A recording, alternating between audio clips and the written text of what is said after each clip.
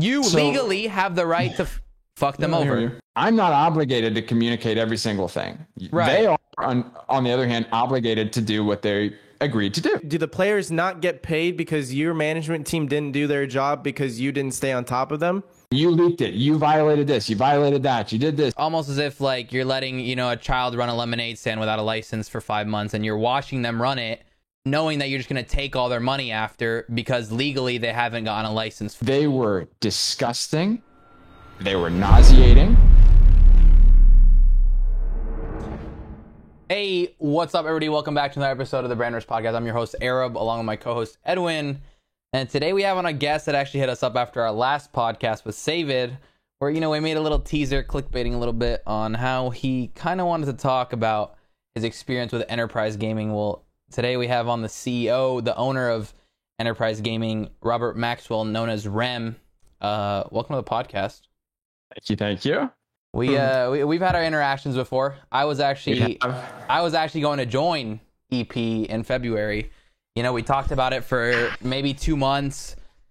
We ended up getting the contract exactly how I wanted it. There was nothing wrong with it. But then something happened and I was like, all right, I'm not going to join. Yeah. Go ahead. No, yeah. I mean, look, I think that's an interesting kind of way to open this up, right? Like, as I think this conversation unfolds, we'll get into a lot of the details, right, that are kind of shrouded or abstracted away from people who aren't running the business, right? So if you're not, specifically involved in the actual organization, a lot of details that I think, again, I think in my experience over the last 14, 15 months, we don't do a good job of kind of sharing with everyone. Right. Leads a lot of people to confusion, probably led you to a substantial amount of confusion as well. And I think, again, over the course of this, let's hash it all out and see, You're saying I'm confused? No, I didn't necessarily think you were confused, but I think that people in your position could have been, confused in the course of kind of contract negotiation and actually, at a very detailed logistical level, like what that looks like, what it entails, especially if you're trying to do something through a sophisticated lens, right? So you're actually trying to run a legitimate business as opposed to just kind of sign contracts willy-nilly. Right. Yeah, I have like two baseline questions for you, just like to get a background. Like, one, how old are you? I'm 27 now. Yeah, 27. And what's your business background? Like you sound pretty well spoken, so I'm assuming this isn't your first venture, your first rodeo. So like, what take us through that? Like, who are you basically? So I'll keep it short. I kind of forewent a traditional college experience. I started college kind of with my peer group. Party, started blow off hookers' asses in a sorority. typical. I had a pretty traditional college experience for year one, and was studying computer science. Had kind of come into my first year of college with my peer group with a lot of kind of not only work experience, but also a number of kind of college hours via some pretty traditional channels. But anyway, by the end of my first year. Do what? Like AP classes? I did AP, but I also started college early locally. Okay. So I went from, I think, like 7:50 to 9:30 every morning for a year and a half. I went actually to college campus as opposed to high school. And then, so by the end of my freshman year, was really into computer science and specifically kind of at the intersection of comp sci and finance. And was interested in research and was writing some papers on some stuff that I had seen. This was 2013. Early 2013, when kind of algorithmic trading and such was really kind of quantitative financial trading and financial models. Those were super early. You've kind of heard more of them now, especially in the with the advent of Robinhood and other things. Trading models and trading algorithms. We had a friend who built trading algorithms. Is that right? Yeah, we had him on the podcast. Nice. Yeah, he ended up. He ended up taking people's money, making them trust him, and then disappeared. And now he owes a lot of people a lot of money. To this day, I get messages like at least monthly, like, "Yo, this dude owes me 30 grand. Like, he took 30 grand and like disappeed." I'm like, "What do you want us to do?" Like, we had him on our podcast. Like, we don't hold his fucking hand. That's and that's tough. So, could you trade for me? I beg your pardon? Could you trade for me? I won't trade for you. I will not do that. But that's a whole other conversation. So financial literacy, and we can get into this later on, because that's kind of when I started doing some content creation myself. Like I'm really big on financial literacy for our communities, right? What does like that entail? younger people. So that entails like what, let's just remember, you're obviously this podcast will reach people who can keep up with you, and we can keep up with you. But a lot of these kids you're talking to right now that are listening, the core viewers are younger audiences. So you're using these big words, your IQ is clearly, you're well versed, etc. That scares people away. Like imagine a 15-year-old Fortnite kid like hearing the word algorithmic trading, and they're like, what?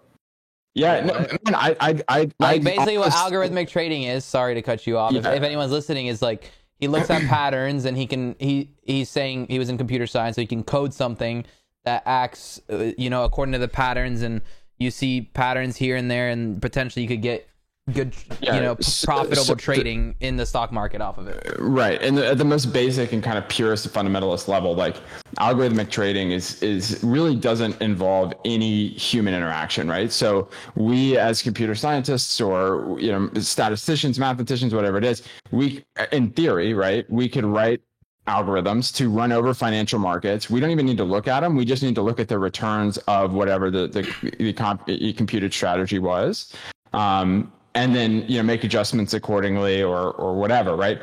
Or even have it like learn itself, machine learning, like it learns from its mistakes, and then it's really, really, really hard to do. We're simplifying it, and it's not something that's easy to do at all, or certainly not easy to do and make it lucrative. But it is possible to do at that level. So that's kind of where I got involved got my start in the investment management space and finance broadly. Well, even before you continue, even if you do figure it out and you have an algorithm that is working 100% of the time, you're not going to tell anybody because it's going to make you billions of dollars. Depending on what it is. So you run into the issue, which we ran into in 2014, which kind of catalyzed like, okay, I don't really want to be in this space, even if I'm doing well, is you have a shelf life, right? So if you write a strategy and it works, it's working in that moment in time. And it might work for a day, a week, a month, a quarter, a year, but it isn't going to work over, indefinitely, right? Because that ultimately, and this gets really detailed, but you'll get what's called arbitraged out. We don't even need to get into that, but that strategy won't work over time for a number of different reasons.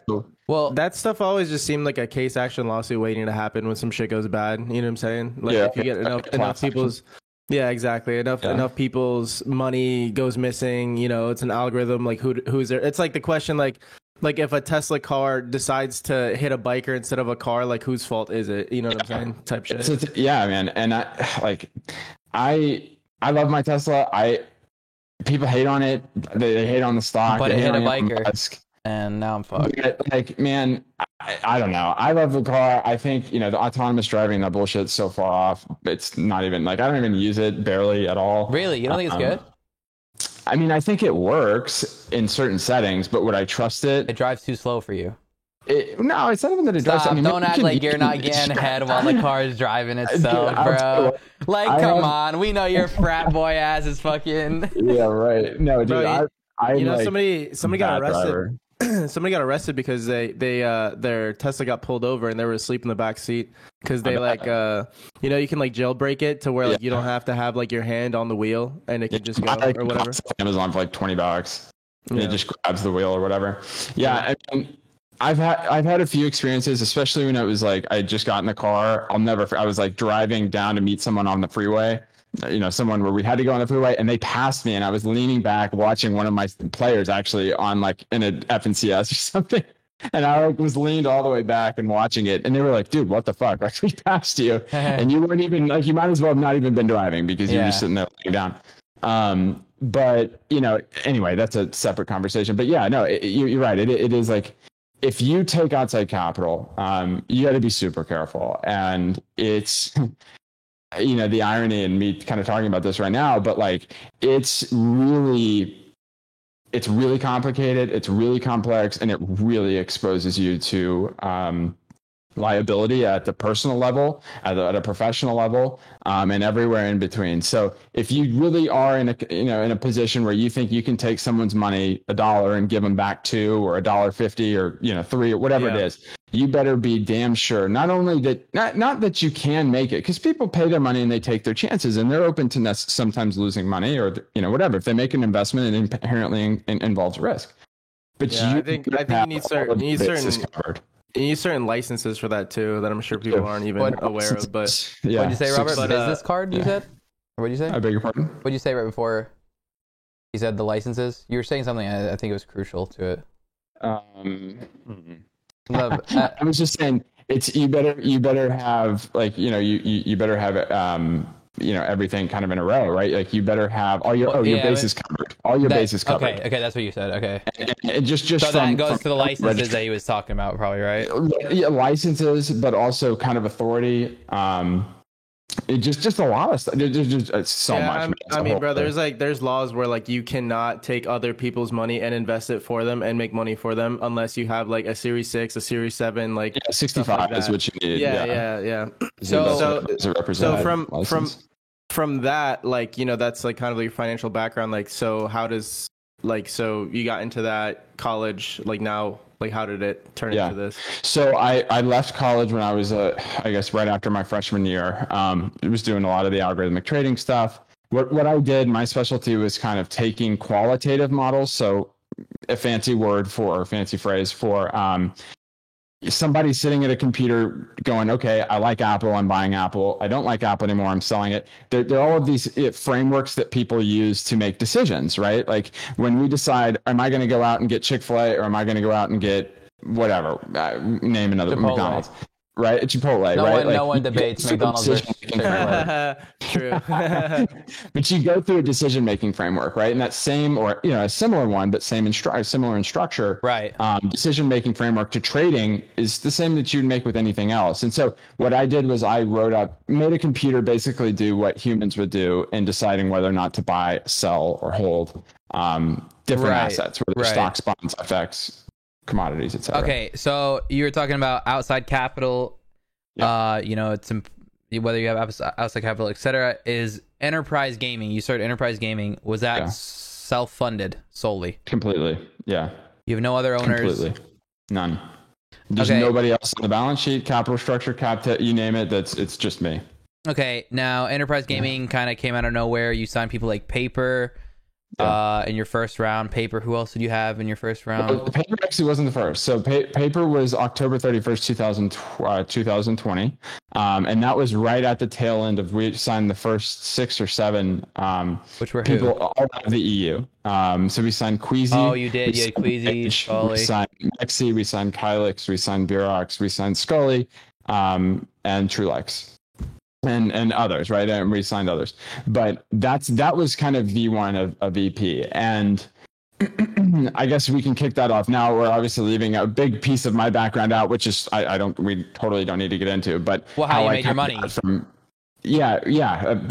Go ahead. No, go in. I wasn't sure if it was off that company or what. Oh, it wasn't. I don't want the kids listening to be like, okay, this is too many big words. Like we don't know where we're going. You know what I'm saying? Like I want to get to the point, but I also want to know your background. So if you can say it in a way, explain like what you did and how you made your money. In layman's terms, my friend. No. So basically what I did was I decided I was no longer going to make a profession out of making computers trade, right? Making computers buy and sell stocks.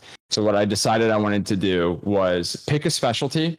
I picked healthcare because that was what was important to me at the time. And I wanted to be as good of a healthcare investor as I could be, whether it was public companies or it was private companies or private assets, whatever it was. And that's what I did. And so I focused on that for about 4 years. I did a lot of schooling in that time so that I could be kind of better versed as an investor, but also just as a person, as a patient, like anyone else.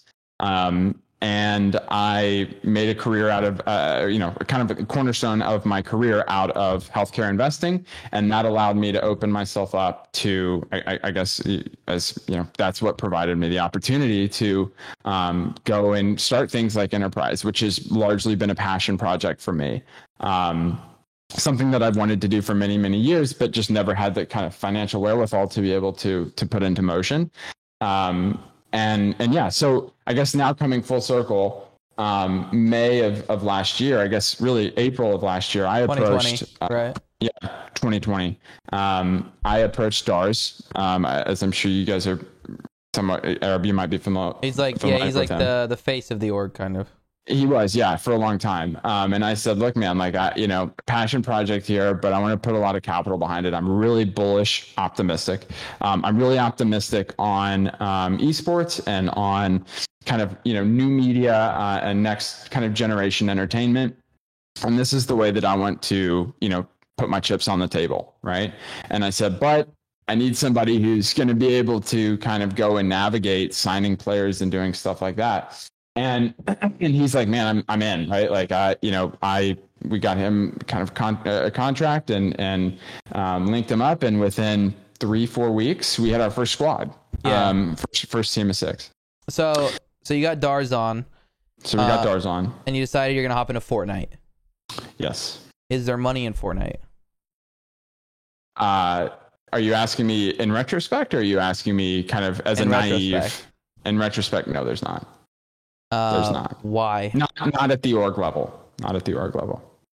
Why? What was the problem? Was it because a lot of your players aren't making content and it was just the name on the leaderboard? Yeah. So a couple of reasons. Number one, orgs fundamentally function like agencies, right? A little bit different, but fundamentally orgs function like agencies insofar as we sign talent. Agencies don't pay their talent. Orgs do for exclusivity.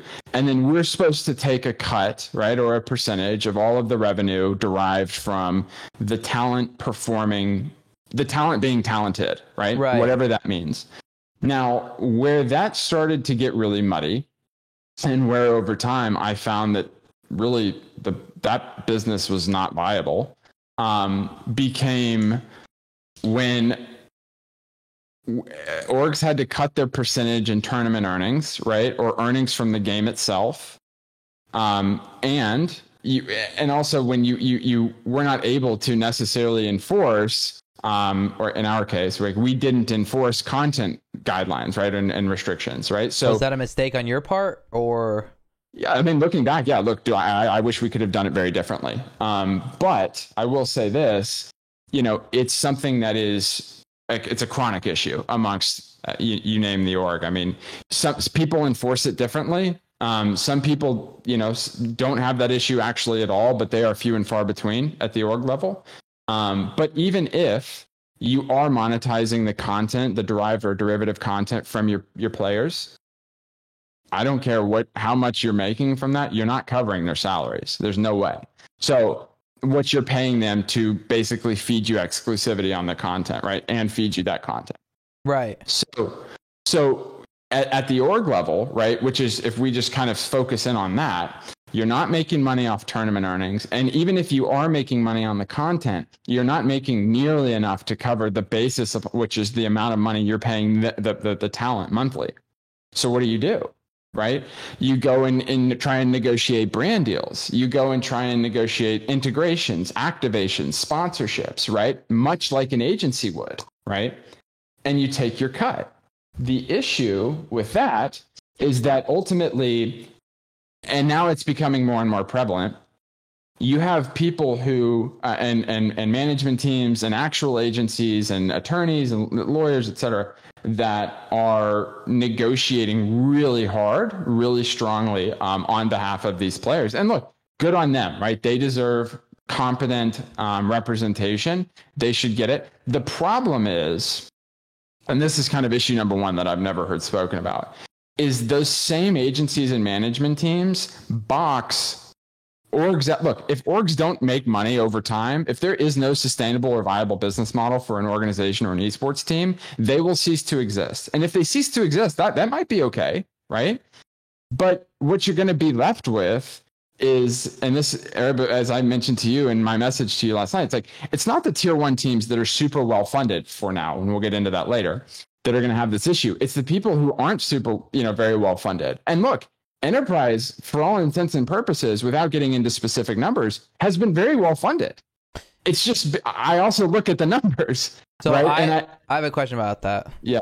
Since you said that, so before we started this, you hit me up. Can I read a little bit of this message? Sure, of course. So you said, "Hey man, hope all is well on your end. Wanted to reach out and see if you'd still be open to having me on Branders. I wanted to have you on when we had first spoken, about me joining EP. I was like, this would be cool, getting the back end, etc." You said nothing off limits, raw, honest, open discussion about non-tier 1 esports with someone who put their money where their mouth was. Obviously, multiple people sent me the Save It teaser. That teaser we clickbaited a little bit. He didn't really say anything. He said he couldn't say anything because of NDA. He wasn't even sure if he had an NDA, but he was just, making sure that he didn't want to say anything. This was for the sake of dialogue. I'd be happy to waive confidentiality for people who used to be with EB. Regardless, I would still be able to talk about issues, high level details, blah, blah, not being a perfect owner. There's things that you could have done better, but you want to talk about, enlighten and entertain the dialogue. You welcome all jabs and questions. So, you're saying well-funded. Yeah, I've heard word, not from anyone in specific, just word in the scene that, you're saying you're well-funded, but I've heard word that a lot of players still haven't even gotten paid. Yeah. Is that true? Why is that? Are they expected to get paid? Have they held up their ends of the bargain? How does that work? Yeah, so I'm glad you brought this up.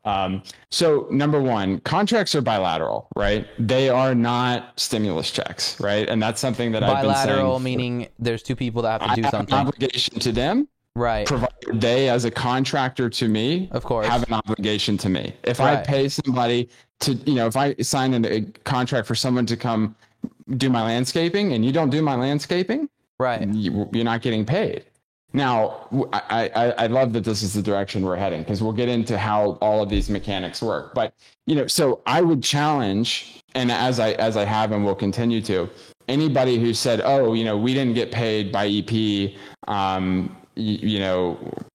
blanket, whatever they form that takes, right? Like, oh, we didn't get paid. Okay, well, show me where, right? And I'm a very reasonable person.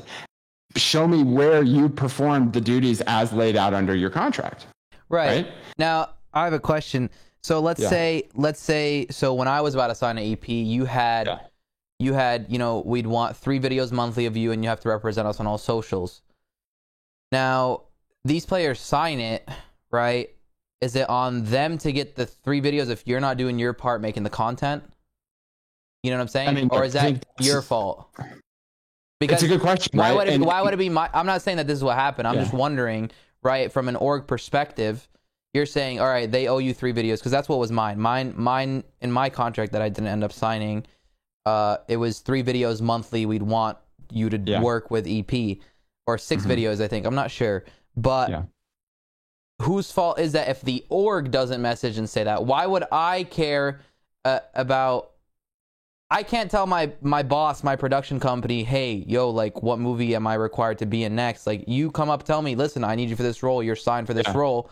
I can't be like, okay, like, when are we doing video 2, video 3? Because I have shit to do too. Like, it's not my fault that you didn't come and hit me up. For sure. No, look, great question. I think let's look at this from a third party perspective, right? Like, let's look at this. Was there any content? Like, I'm paying not for the paper, but I'm paying for the content. You didn't pump out any content, did you? Because if you did, we didn't see any. Did you pump out content with the players? You're saying ever? Yeah, no, like the players that you signed recently, like people that were content creators, such as like, let's say, the people I know who are on your team recently, Savid, Fanos, Aircool. I don't know who else was on EP and Exotic. Those are the most recent. Yeah. Okay. So I mean, look, did we have content with them? Yeah, we did. And look, provided anybody, again, performed duties under their contract, they were remunerated and compensated accordingly, right? Right. And my this is where things kind of started to get awry. I used to pay people who didn't perform under their contracts. Right. But I stopped that. Right. And when I stopped that, and we'll get into what also happened about the same time. That's when everybody started to get their underwear in a wad, right? And go, wait a second. I used to get paid for doing nothing, and now that's no longer the case. Fuck this guy. Right. And look, okay, you're entitled to your opinion. Bro, totally I think, dude, I think part of it too is like just like off like speaking to you and the way you speak and how eloquent you are and how well spoken you are, I think that maybe some things got lost in translation to these younger individuals. You know what I'm saying? Like maybe they didn't fully understand the capacity of their responsibility to you, you know, and I think that because like the thing is, like, a lot of other teams, they do that. They just pay their players to do fucking nothing. And like all the kids that you sign have friends that get paid to do nothing. And that's kind of the expectation, you know, like they're like, oh, I play Fortnite. I go live sometimes. Like they're not like, oh fuck, I have to make 3 videos a month for this dude or else I'm not going to get paid. Like they don't think of it almost as a job yet. You know what I'm saying? No, you're exactly. And I think that's I want to, before you continue, I want to bring up this point. The reason I never signed to EP, even though I had exactly the perfect contract that I wanted. We went back and forth. You gave me exactly what I wanted. We talked about it. I had a great person negotiating for me. He's a person, I keep silent. I don't say his name, but he, you know, he's negotiated massive contracts before, and he does everything. Negotiated exactly how I wanted. Took out all the clauses that said you could fuck me over or whatever, you know, just to protect you. The ones that are in there to protect yourself. It's not necessarily in there to fuck me over, but anyways, took them out, made it where it protects me, etc. And the reason I never signed is because once we got to the final change, you said, I'll have it to you tomorrow. Yeah. And tomorrow came, and it never came. And it took 2 weeks to get to me. Yeah, it took 11 days. I went and counted. Yeah. That's the most recent messages. Yeah. And in those 11 days, I, first of all, asked around. I was told that, you know, payments weren't on time, which... I mean, I understand if it's solely around business, cool. You're starting an org, etc. But in my head, that was like, okay, he gave me his word that I would have it tomorrow, and it took 11 days without really an update. Like, you know, maybe I'll have it soon or something, and still 11 days. Like, that's one of the things where it's like, okay, you gave me the deadline, I didn't even give you the deadline. It wasn't met. You know, it's like when an editor tells me I'll have this video done for you tomorrow, and I didn't even say I wanted it tomorrow. I'm like, okay, then you'll have it to me tomorrow. Like, I didn't even want it tomorrow, but sure, you said it. Yeah. So now it's not there, and then I get it 11 days later. Yeah, no, look. So this is kind of one element of what I kind of referenced when I said, if I could go back and do certain things differently, that is absolutely, I dropped the ball on that 100%. Now, what I dropped the ball on wasn't just turning around a contract, right? It was not communicating the kind of elements of kind of the minutia or the details that go within, okay, hey, we're good on a contract, and hey, we're actually signing it, right?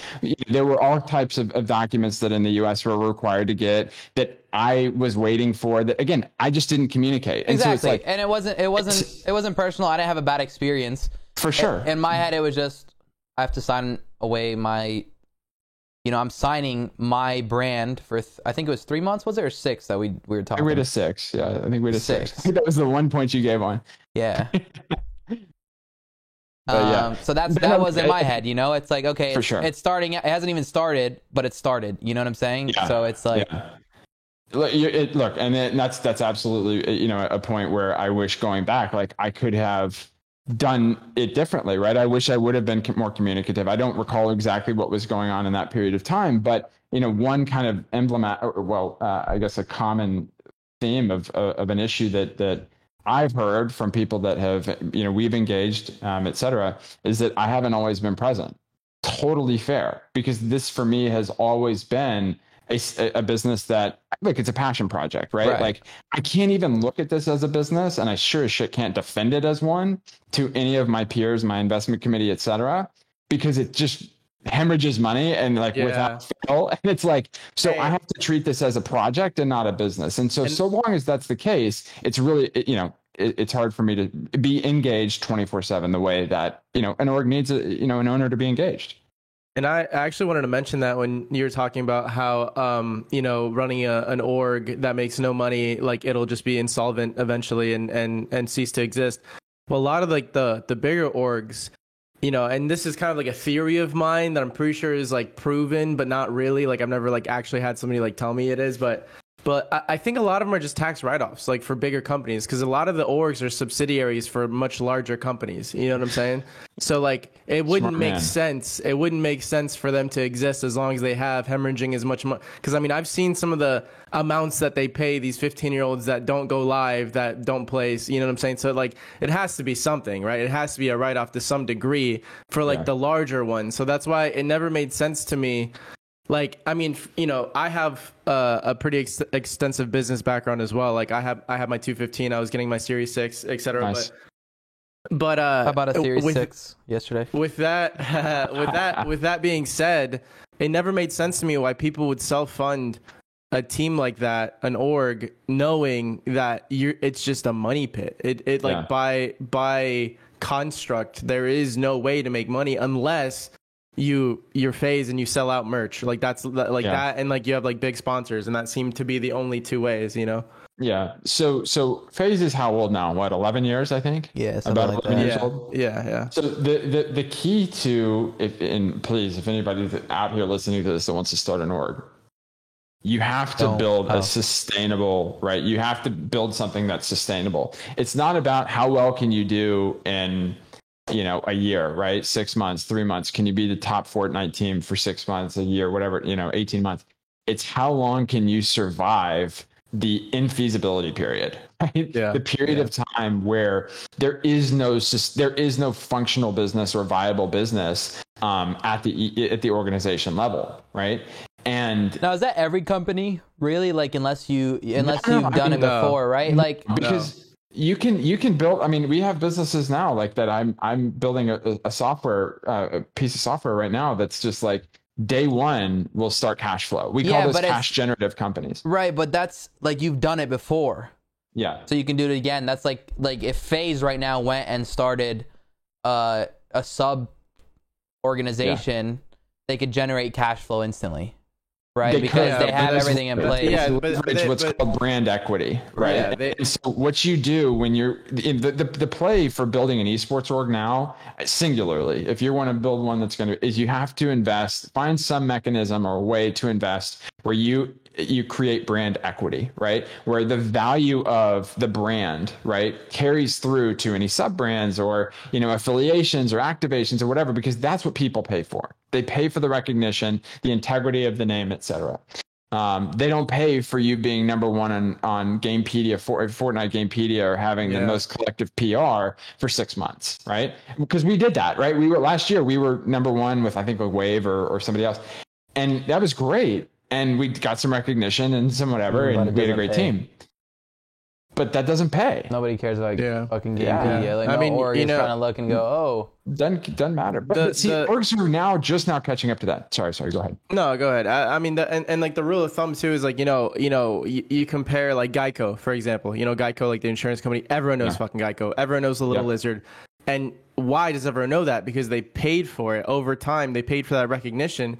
Exactly. Whereas you could get the exact same insurance policy for like $100 less. You're paying Geico that extra $100 because that's the marketing. You're paying for the knowledge of the brand and this and that. So, to your point, brand recognition is very important. And that's why, like, man, to Arab's point, there are businesses you can start that are cash flow positive, like within the first month. You know what I'm saying? Sure, immediately. Yeah. Yeah, but when you're building a brand name, it is definitely just weathering the storm for as long as possible, because it's a war of attrition. It's just who's going to be here at the end. You know what I'm saying? It's a marathon. It's not a sprint, and that's what happens, man. Because how many times have you seen an org get bootstrapped by a few investors?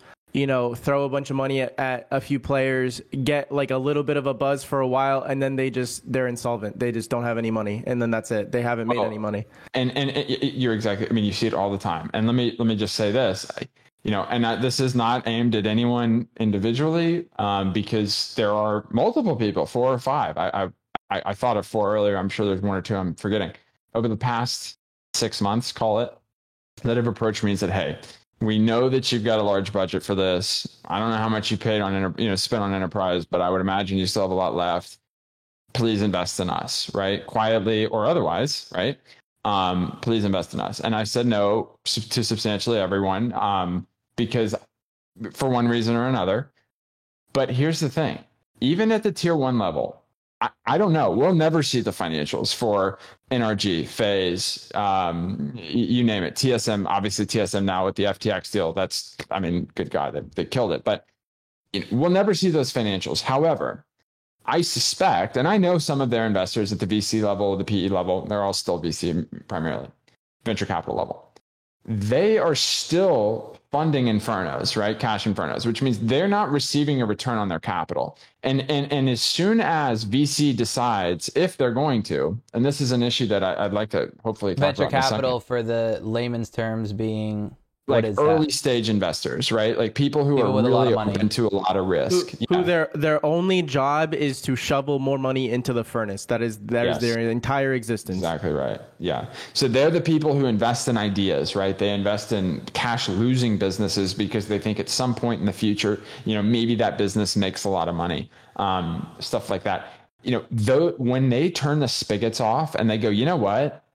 I'm done with it. There's no viable model here. We're over it. That's when everything becomes really problematic. And let's talk about in a second kind of how we stop this industry from getting there. But a perfect example of VCs turning off the spigot. Have you guys taken an Uber recently? No. In the last couple months? Yeah, I'm sure. If you've noticed, Uber is now substantially more expensive than it used to be. Way more. Per mile. You know why? Yeah. Why? They no longer have VC funding. Or they don't have nearly as much as they do. Because Uber's been in the negative forever. That's exactly right. And people are slowly starting to go, fuck this. We're done. So now, what does Uber do? So how do you get that info? Just because you're in those spaces? Or is that public? Yeah. I mean, I don't know if it's public, but you just go take an Uber and say, "Oh, what the fuck?" Yeah, it's like it used to be 25. It's one of those like if this then that conclusions. You know what I'm saying? You kind of you just assume. I can tell you definitively, like without citing specific, I can tell you with 100% certainty, Uber's model doesn't work. It doesn't work from a from a cash flow positivity perspective. It's not, or it can be cash flow positive and not profitable, and that's a totally separate topic. But Uber Eats, Inferno, DoorDash, Inferno, Postmates, Inferno. That stuff's going to get more expensive as VC starts going, we don't really like this as much, right? And so it's interesting because we lived in a period where, VC capital was so anybody could get it, and we're still pretty much there for certain ideas. But when that turns off, it's not good. And what happens is if that turns off and, this industry, our industry collectively has not matured or grown or developed to a place where it can stand on its own. I mean, there are going to be a lot of people out doing their own thing, trying to swing it themselves, which is why I have so much respect for Arab, for you and what you guys have done. You don't have any dependencies, right? Look at Tfue, what he's done since leaving his stuff. I mean, again, maybe that's been good, maybe it's not. I don't know, but I can tell you this: he doesn't have a dependency, right? He's not his revenue streams, etc. I mean, those all are of his own creation, right? He's not relying on other people who are VC funded to go and give him money to do what he does. Dude, right? I've had a real business idealism since I was like younger. When I started my first business, I was like 17. My first real business I started when I was like 20, and they were with a business partner, and they were fully self-funded. And like the biggest thing is like we don't need funding from anyone. Like it's like the businesses that we ran were very simple. They were very like, we provide a service, you pay for said service, and then we just get more of that need, and then we just facilitate it, right? Like we like hire people, etc. So it was we never needed funding, and I've always been not funding adverse, right? I know that like, at some point like they might need it, but man, that whole like having the VCs like around your neck, like like this, like I was never with that, because I feel like a lot of businesses, they just burn through money to burn through it. They never even really need it. You know what I'm saying? It's never. It's complicated, but I would say this: nobody likes the VC chokehold, right? Yeah. Nobody likes the VC chokehold. I sit on boards of VC firms, one specifically, I guess. I so I can speak to that side of it, and I get it, and I try and be as founder friendly as possible, as we all do, right? Like, or we all say we do. However, the type of business that you were just speaking to right there, where it's cash generative, it's cash flow positive, it's probably profitable. Those are what we would consider unsexy, right? I love unsexy personally. I love unsexy investments. If you show me something that nobody understands, that's like, hey, we can turn a profit. We can show you how we turn a profit. Awesome. See, but here's the thing. It's never going to trade up at a massive valuation, which is what the sex appeal. I mean, excuse my language, I guess, but like, that's the sex appeal. That's we're the Branders podcast. But I'm with you. But see, people get caught up in that sexy, and then it gets very unsexy very quickly. But here's the thing. I think that a lot of these businesses that we've been talking about, like the ones that get VC'd to the point where the VCs are no longer interested. Do you know the story of Donald Trump, like the casino and like a lot of the money that he owed and stuff, right? Well, he got those businesses so massive and so big, and they employed so many people that his VCs, quote unquote, were the banks. The banks just gave him money, and then at one point he owed them millions and millions of dollars a month, and they're like, shit. They're like, well, honestly, you're better alive than dead to us, so we're going to let you continue to operate, and you just pay us what you can. And I see that's kind of what I see happening to a lot of these businesses. We're like, yeah, Uber Eats is going to get expensive. Yeah, Uber is going to get expensive, but they're not going to go anywhere. Like, it doesn't matter if all the VCs dip. Like, people are still going to need them. People are still going to use them. And honestly, it's kind of like the Fortnite mentality, too, where, like, if Fortnite pros don't see this prize pool as worth it anymore and they leave, there's always going to be somebody to take their spot. You know what I'm saying? Yeah. So I would, that construct is called or considered being too big to fail, right? Exactly. And that is definitely prevalent, and that's the game. That's the game. I mean, that's it. You can hate on whoever plays the game or this or that without getting into politics, but that's the game.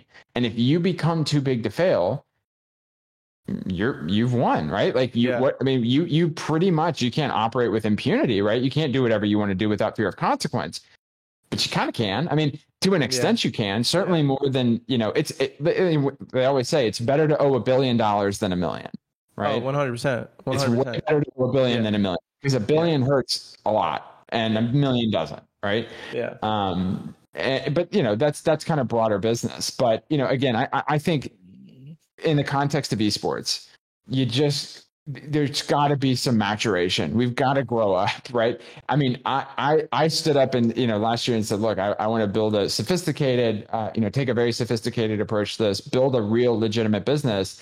And within 6 months, I'm like, fuck, like I can lose money, right? Like we can lose the money. I'm not saying me personally, but I'm like, we can lose the money. I can stomach the loss, but what I can't stomach is no development in the source of the loss, right? Like, unless there's a development in it's not just players. I mean, look, we're dealing with teenagers and early 20s and whatever. I mean, that's the prime, right? That's fine. We can do it. But also kind of the maturation or lack thereof and the agency and management model, right? Where they are by their, the way that they negotiate these contracts, they're boxing out orgs. If you box out orgs well enough, the org's going to cease to exist. Therefore, your player's not going to get paid. So I don't understand that, right? Is that something that makes sense? I don't know if I've explained. Yeah, I mean, so I have a question about that. Mm-hmm. So, obviously you said, I saw enough to know your reference. Exclusive for the sake of dialogue, I'll be happy to waive confidentiality for people who used to be with EP. Yeah. So, you are the sole owner of EP. Yeah, it's a more formal process than me just saying it, but yeah. Well, yeah, that's what I said. well, why is that if you'd be the one who would be suing them? Well, okay. First of all, I don't answer. I still have like service providers, attorneys, et cetera, that will, in a theoretical construct, would look at me and go, "Why the fuck did you do that?" Because like you may have like verbally said something. But it is up to you to sue them.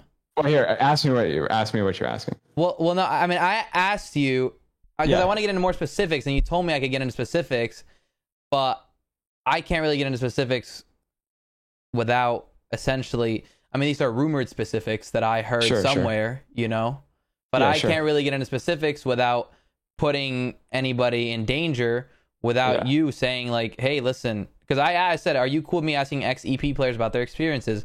I've already reached out, but many of them are afraid to speak. And this is after you had told me, listen, you can ask whatever, I can waive confidentiality. You go, yeah, sure. Wouldn't be able to get the waivers in place, but be as direct, as specific as you like with questions. So like, you're basically saying, and then you said, I'll check my NDAs. I don't think they're mutual, which means I'd be able to speak freely. Yeah. So that's what I'm saying. Like, you can ask me whatever you want to ask me, but as far as like, well, somebody, I want to ask you, but if yeah. I'm going to get into specifics, it comes down to you suing someone for saying something that is their truth. Yeah. All right. So, and this is I where, want like, you to tell. What I'm asking you straight up is, say right now on video. Obviously, you know it's not like that legally. That you won't sue players that I'm about to ask questions about.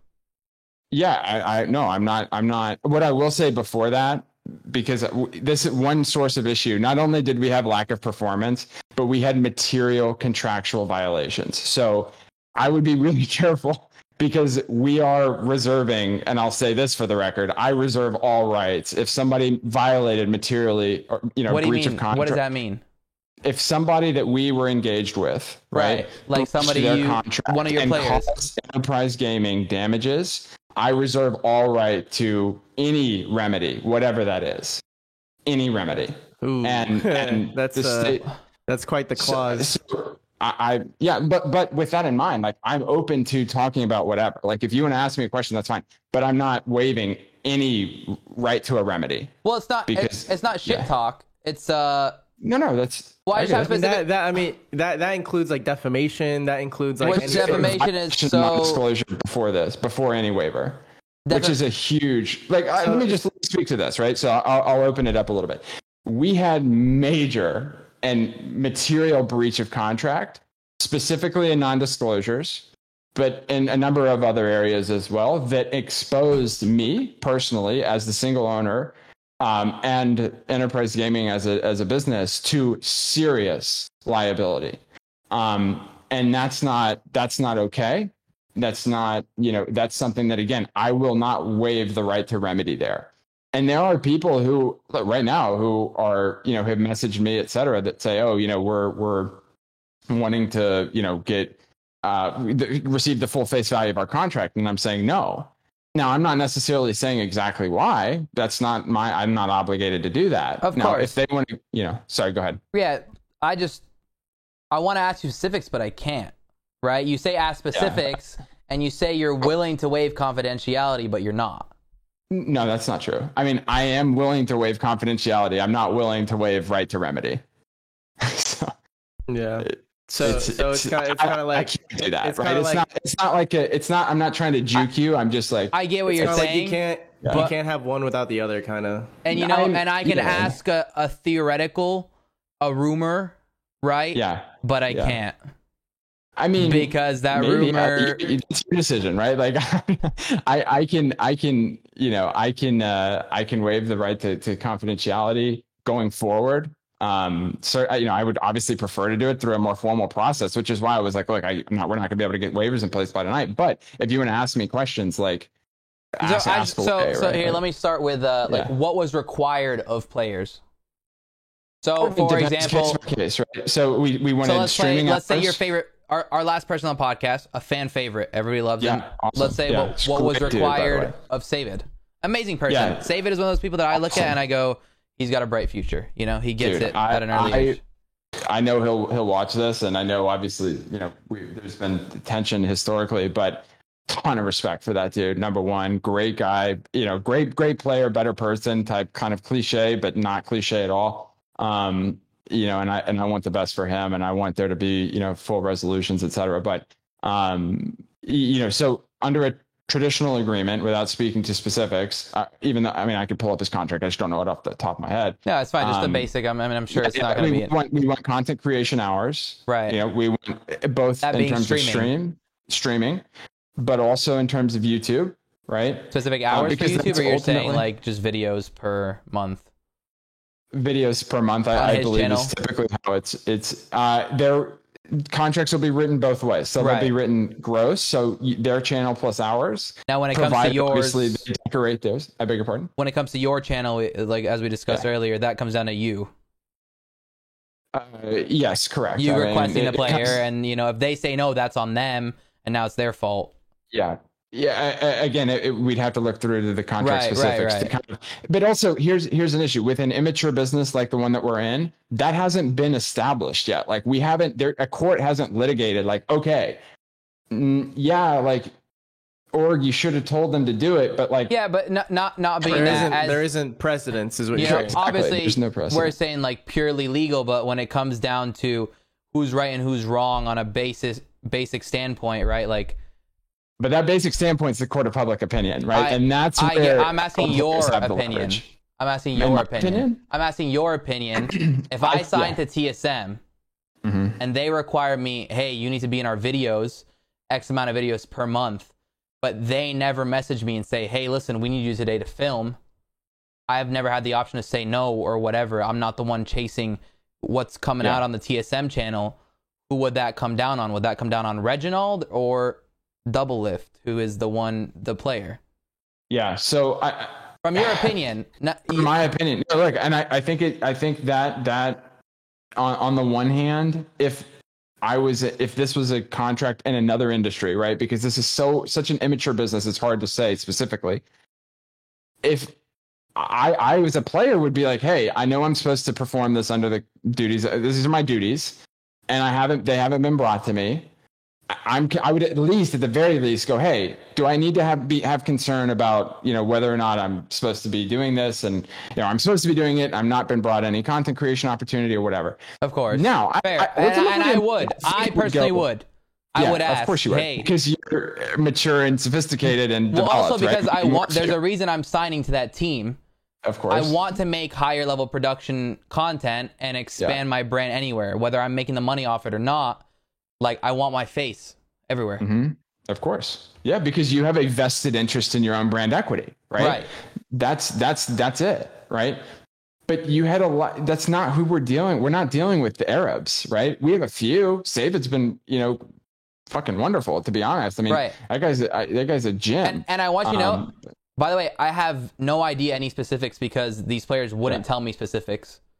Yeah, which is interesting. I know basic general things that I've heard rumors wise, but genuinely, I don't know any specifics because I never got that deep because of the conversation we had essentially, and I said, okay, well, he basically said no.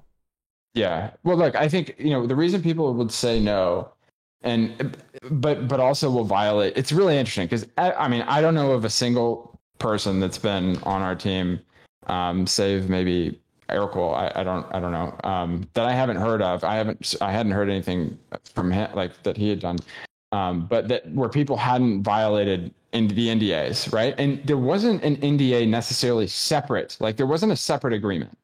However, there are confidentiality provisions in the contract. It doesn't fucking matter if it's a separate sheet of paper. It does matter if it's included when you sign your name underneath, or if you're a minor, right? Which it is a whole other set of issues. If your guardian signs on your behalf and indicates, the agreement is ultimately with the guardian, right? Right. There's still there's a baseline expectation of confidentiality. That's in any business. Of course. And if that's violated and that exposes me to risk, now the way you're saying it is that it sounds as if you're leading on to the fact that it has been violated by everybody but Aircool, correct? I don't. Yeah, now, I mean ACA. Now let's say a player. I'm not jabbing anyone. No, of course. I don't think you are. Right? But now, what I'm wondering, right? We went back to that moral standpoint. I asked you, does that come down on TSM or whatever? You kind of went into the, off to the side and said basically like, oh, well, no, I'm not saying anything, but I would expect the player to ask. And yeah, you're right. You would expect the player to ask, but at the end of the day, whose fault is it ultimately for not requesting it? Yeah, for not requesting it, I would say that falls on the org. But I would also say it's inherently a complex. The bank owes me $300 right now because I canceled a credit card. Okay, I canceled a credit card and I had a refund for $300, and it was on that credit card. So I have a minus 300 balance. That balance is going to sit there unless I call the bank and I say, hey, what's up with this? It could be their fault. It could be mine. It could be anybody's fault, right? Yeah. Yeah, look, I mean, it's inherently complex, and it's two-sided. But right? I don't expect them to give me my fucking 300 back unless I ask. It really seems like the thing is like one side, like your side is like the president, the president's like the legal like proceeding of like how these things go, and like, you know, Arab side is kind of like the what is the morality, like what is like the logical progression of what you would think is the correct, you know, you get what I'm saying? Like that that kind of seems like the disconnect here, you know? Well, like totally. So is there anything you wanted to add to that? With my perspective of, or we share it insofar as like. So my point is, you're going into business and you know these are children. First of all, right? So when it comes to one of them breaching that confidentiality, does that become an excuse now to not pay them completely because they broke the contract? Use the word excuse. I mean, in any other business, that's just a contractual violation, right? Like that's a violation of contract. Right. So that is a reason that many players haven't been paid, is what you're saying. That combined, look, any contractual violation combined with non-performance under the duties set out in their contract, so a combination, would be reason for anyone to not get paid. So a combination. So let's say for anyone to not get paid. Let's say a player such as Savid, and this is me asking. This is not me having spoken about anything. This is me asking you the question. Right? Did that player complete his performanceal obligation? Because from what I assume, from what I had in my contract at least, it was, you know, do a few videos with you, and I had a certain amount of hours to stream, and that was really all the obligation. And, you know, represent you on social media, as well as, you know, in game. From a third party perspective, watching from the outside, haven't spoken to him at all, because I actually haven't spoken to him about this. You know, what performances or whatever. I've seen him have EP Save It in his name forever. I knew he had Play Enterprise on his socials, etc. Yeah. From what it seems, he streamed, you know, X amount of hours, which I would assume required. I don't know if he hit them every month. What performance, you know, what obligations were there that weren't hit? Yeah, so this is where I fall back on, like, or if I haven't established this already, any remuneration that's due. What's a remuneration? I don't know what that word means. Compensation, right? Okay. Compensation that's due in any business, especially in this business, will be, you know, remunerated or paid accordingly, right? I'm not in the business. Is there anything due for that player?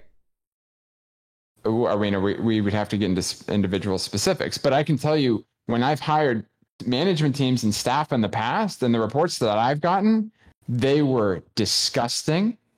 They were nauseating. Wait, what do you mean? And they did not leave me as an org owner to believe that anyone was owed money.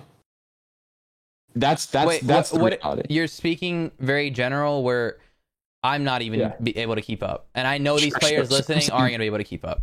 Yeah, that's fine. So when I would hire management team, right? Because there's multiple tiers, right? Like, you have the players, you have the staff and management team, and then you have me, or you have, you know, other people who are kind of at the top signing the checks. Now, if the bridge between the players and me, right, comes to me with a report, right? That bridge being Dars or Snap or whoever, right? Oh, whoever, right? Of course, right. For me, it was Dars. I would speak to Dars to speak to you. Exactly. Yeah, exactly. And they say, "Hey, Robert, Ram, whatever they address me as, nobody's performed, right? Or XYZ has not performed. So these payments aren't due. This payment is due, right?" I'm going to say, okay.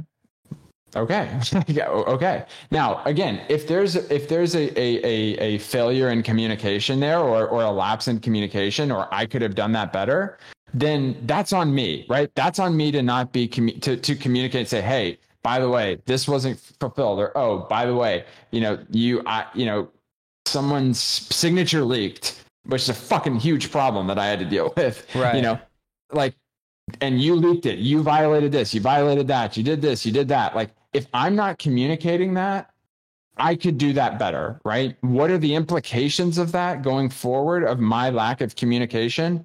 If there was such lack of communication, like, that's up for, you know, I don't know. But I can, you know, I'm not obligated to communicate every single individual thing, right? Certainly not as set out in the contract, right? Maybe inherently or implicitly there's some obligations that I have, and those are up for debate. But I'm not obligated to communicate every single thing. Right. They are, on the other hand, obligated to do what they agreed to do. Right. And you know, you're saying there was a problem with them, but you didn't communicate it. Not necessarily. Almost as if like you're letting, you know, a child run a lemonade stand without a license for 5 months, and you're watching them run it, knowing that you're just going to take all their money after because legally they haven't gotten a license for it. So, you know, this child that's 8 years old is running a lemonade stand on the side of the street, and you know, now this child's made $600 over 5 months. Yeah. But because they don't have a business license to run it, it's technically not legal, and you can sue them and take everything from them. Well, look, I would object to that on its face. Listen. I'm not. What would be inaccurate about that? I feel like that was a pretty good analogy to this situation. I'm not here to. Yeah. I don't think you're a bad dude. No, right? No, look. This is just obviously, right? And you messaged and you said you wanted to come on and speak about this. So like, I'm throwing out what I'm seeing, and what it seems the case to me is that, okay, you have these things in the contract. You know that you can technically consider anything a violation of this contract, or you know, something like, and you can use that as an excuse, not an excuse, legal, not an excuse, you know, but as an excuse to say, hey, I'm not going to pay you shit. I mean, it's more complicated than that. You know, I tried to start a business, and I realized that it's a fucking furnace. It's a money furnace. There's no money in esports, especially self-funded. You know, why would I use this 6 months of pay? I could just fucking get out. I don't, you know, legally you broke confidentiality, No. So I'm not, look, for the record, like, I'm not shutting down EP. Will it change and take a different form going forward, still with a strong esports component? 100%. But I'm not shutting the doors. I'm not, you know, so I'm not walking away. If I was like, fuck this, I'm out, then I would expect people to go like, okay, this was like his exit plan and whatever, and he blamed this on everyone else. No. Look, I'll own my shit, and I will, over the course of time, anyone that has an issue, we'll hash it out. We'll figure it out, right? If we haven't already. Right. Now, with that in mind, I'm going to be a reasonable negotiator. I'm going to expect them to be reasonable as well. And if they're not, that's fine. That's on them. Then we can see what happens. But from what I've heard, it just sounds like you have a lot of business background, and you're a rigid businessman, and you're dealing with people who do not have that background and are not business people, and they don't really understand the rigidity of your contracts and their obligations, is what it sounds like. Go ahead. In other words, that's me having to hold their hand to sign I'm not a fucking babysitter. It's like when people say like hashtag the contract. Yeah, exactly. It's like when people say hashtag free this person, and they're trying to get out of a contract that they signed, had the full ability to read, and now they're relying on the court of public opinion to get them out of it. Is kind of like, it really just seems like you once again are a rigid businessman that are well versed in how these contracts work, and it sounds like the people that you have signed don't understand how rigid their obligations to you are, and how they can't just do nothing and get paid for it. Exactly. On the one hand, there's definitely some of that. On the other hand, I didn't necessarily do myself any favors by paying people who were clearly not performing. As recently as this year, I paid people many months where they weren't doing, hitting their stream hours or doing anything. And I paid them because, maybe they had something going on in their personal life, or maybe they had something going on professionally, or whatever it was. And I said, you know what, here you go. It's fine. Okay. So I can be rigid, and I can also be compassionate. Right. And I can also say, hey, man, like, I hear you. I'm sorry you're going through this. Like, I support you as a person, as a friend, as a bro, whatever it is. Business-wise, you're not reading your obligations. Business, and theoretically, I could know what that scenario you're talking about is. Yeah. But is there any specific scenario you're talking about, or? I mean, it doesn't matter, right? It's a theoretical that. Dude, and can I make another observation too? It also sounds like there's a disconnect between you being the head of the company, that your obligation is more or less to fund it and to write the checks, and then you have like your actual management team whose jobs are to do the managing and to be the people that reach out and say, hey, we need these 3 videos. Like, you're obligated to these 3 videos. Like, it doesn't sound like they were kind of doing their job, because if it was anyone's job to reach out and say, hey, you're not doing what we need you to do, it was those people in between you and the actual players. Because as the owner, I don't expect the owner of a business to talk to every single employee they have on a weekly, monthly basis to make sure they're doing their jobs. Like the CEO of Publix doesn't talk to the bagger about not bagging groceries correctly, right? Like, that's obviously not the his, company isn't that's that not, big. That's not his job. 100%. But that doesn't matter. I'm saying company structure. See, like I'm being rigid. I'm saying like this is how it goes. Like, he's not obligated to do that. He has a management team that is obligated to do that, and it sounds like maybe they weren't doing their jobs. But it is his job to make sure that the management team is doing their job. Exactly. Correct. And the management team being only one person between him and the players. I mean, I don't know that. A couple, yeah. Well, look, I mean, we had, and I'm just speaking for EP, like, and I think it's important to address this broadly. And I hope that every other tier 2 or whatever, like lower, non-tier 1, non-phase, NRG, TSM, whatever, anyone who's not in that class, anyone who runs those orgs, please, God, listen to what I'm saying, because if you don't have these issues now, you'll probably have them at some point in the future. But yeah, I mean, look, it is on. I had the same way I had issues with players, I had issues with management team. And what that comes down to ultimately is you have, and this is in any business, you have to have the right people. You have to hire the right people. If you don't do that, you are a time bomb. You're a time bomb. It might be a week, a month, a quarter, a year, but you're a time bomb. And some of the gravest, most serious concerns and issues that I had, right, that were generated over the course of the last 14 months didn't come from players. They came from management team. Right. But here's my question to you about that, though. You being the owner, the management team not fulfilling their responsibility to communicate the obligations to the players not knowing their obligations because they were never communicated them. Now whose fault is it? Is it like, do the players not get paid because your management team didn't do their job because you didn't stay on top of them? Do you know what I'm saying? I'm not. No, I'm not saying that was the issue. I'm also not saying that in certain instances that wasn't the issue, right? It could have been from time to time. And look, if that was the case, if that indeed was the case, then that's a separate conversation. But my job was to hire the right people at the management team level, right? Whether it was, people running kind of recruitment, whether it was people running, operational elements, et cetera, that my job was to make sure I had the right people in place. And unfortunately, I had people that I liked, but we are where we are, where I'm making, I'm pivoting the org quite substantially. I don't even really like the term pivot. I like the term jump. So we're jumping a little bit, but, and we're doing so with a whole set of fresh new faces. And so that falls on me. Absolutely. And look, I am the captain of the ship. All of the decisions coming back, right. They fall on me, especially the bad ones. Like, I have to, when shit goes wrong, people look through it to me, as they should, to say, hey, how did you fuck this up? Hey, what did you do wrong here? How could you have done this better? How could you have whatever?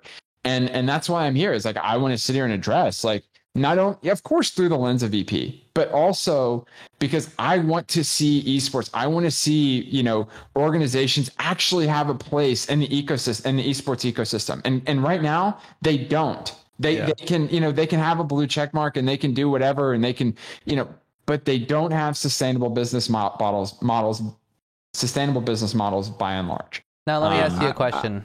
If you have something, go ahead, Edwin. No, I was just going to piggyback off that real quick and say, like, I don't think, from my analysis of the esports landscape, I don't think that's going to happen anytime soon. I don't think that there's without major change. I don't think that there is a sustainable business model of esports that I have, dude, because trust me, I'm really into business, bro. Like don't let the long hair fool you. Like that's my shit, bro. And I'm telling you, from somebody that did try to have a small team, and I did try to self-fund it way back in the day, like 3 years ago. Edwin forgot to pay our water bill this morning, so take everything.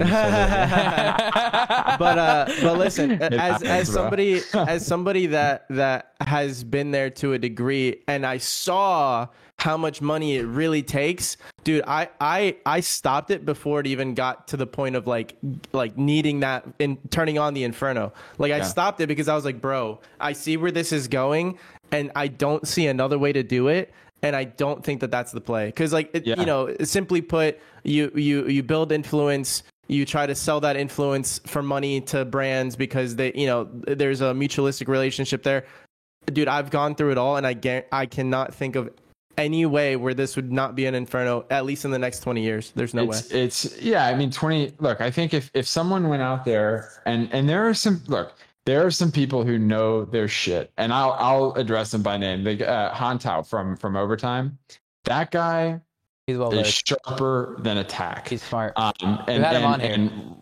Yeah, he did good. Yeah, and his team that he has around Rowan, and he's got a Kevin, a partner of his. I mean, I'm sure it's fine. I'm saying this. I mean, just speaking very, very highly of them. I've not yet met Kevin, but every time I talk to them, I'm like, I come to them. It's like, you know, 5 minutes of therapy where I'm venting, and I'm like, what the fuck is going on? And then it's like 20 minutes of like, okay, here's the model. Here's why it's not working. Here's what could be done differently, etc. And you know, so there are people who have a model and it works. But back to what we were saying, like in the first 5 minutes of this podcast, like if someone has a model that works, they're not going to be super willing to share it, right? If someone has a strategy or an approach to a business, whatever that business might be, and it works, you can largely just expect they're going to keep it close to their vest, as they should. And you know, those guys, they're doing a good job. I'm sure there's some others. I know Overtime, they've done really well with their suite. Dude, and I mean, and those names that you're mentioning and the people involved, like those almost don't even count to me, because they are the Inferno. Like they're not, like they're still shoveling money into it. Like I'm saying, there's no way to make this a sustainable thing without needing to turn on the Inferno. You get what I'm saying? Like somebody's money is being burned, you know, like that's exactly right. Like that's the thing. Like maybe it's not your money, maybe it's not my money, but somebody's money is being burned. And like I said, you know, back to the whole nobody confirming or denying this for me ever, because we've had multiple business people that are on the esports side. Dude, I think that it's just a big write-off. I think a lot of this shit's a big write-off. It's obviously like, it's a write-off until it isn't, until it becomes profitable, right? But that's how write-offs go. And then you just recapture those taxes. Yeah, exactly. Look, I mean, exactly. There's definitely, I will say this, I mean, not that it's relevant, but I haven't written off any of my EP money yet. I mean, we'll see what happens. Is the word. I mean, and I may not, right? Like depending on my goals, and we'll pivot, and I have kind of broader media investments and ventures that I'm going to shovel. Get into that later, but what is the advantage? There's a spot for people. Go ahead. What's the advantage of not writing it off? You don't have to recapture it. So what happens is if you take a tax write-off and you say, okay, I put $1 million in, and damn, I lost $1 million, so you write off $1 million worth of loss. And then it's like, oh wait, that $1 million investment I just sold for $5 million. You have to recapture, so you basically have to pay back those taxes plus a fee. It's like prorated kind of. Yeah, exactly. Okay, so it's just like an extra process that. Exactly. No, it's like one of those. It's one of those things where like if you're writing it off, but like it's gonna make money relatively soon, it doesn't make sense to. It'll end up the same result. It'll just be a much longer process. Well, it'll and you could get bit in the ass too a little bit, because it can get a little bit more expensive. Yeah. If the numbers are big enough, you know, $1 million write-off can cost you 20-30 grand. Yeah, I mean, you know, I'll use the example of buying fine art, right? You buy a piece of art, you know, you take an L on it, buddy. You know, you take an L on it, and then, you know, 20 years later, it's worth something like that. That's the thing. But like the it can't be a nearsighted thing. Like writing something like, that's why I say, like, I think that a lot of those esports teams, like the bigger ones, are a big tax write-off for like a bigger part of their subsidiary or sister companies or whatever, is because I just don't see them making money in the short term at all. Like, let me use a specific example. LG. LG, dude, like they are a mystery to me because they will sign anyone. You know what I'm saying? And they'll pay them insane amounts, ton of money, a nuclear fuck ton. Yeah, and it's like, but who the fuck wears an LG jersey? I'm not hating. I'm just saying, like, LG is pretty ugly. LG. That being said, if you want to sign me for 25 racks a month, I'll wear an LG jersey. Give me my VP contract, and I'll tell you to fuck right off. Look. I'm just saying, like, companies like that mystify me, and the only logical solution that I can come up with in my small brain is that it is some sort of tax move, some sort of write-off, etc. And obviously, I haven't looked too far into them, but anyways. So I'd like to dive a little bit backwards while we're on this LG thing, right? So, you know, in most contracts, it says, you know, when you're at an event, you need to wear our clothes, etc. Like, you need to rep the company. You said earlier while we were talking about something that you'd have to get into specifics, etc. Well, you know, obviously in this message, you said, I fully intend to get into every single detail. You mentioned getting into specifics, etc. I want to go back to that point, and you were saying, all right, let's say somebody did breach the contract. We'll negotiate something that is fair, etc. Now, when it comes down to you being able to fuck them over, let's say, for example, there are things in the...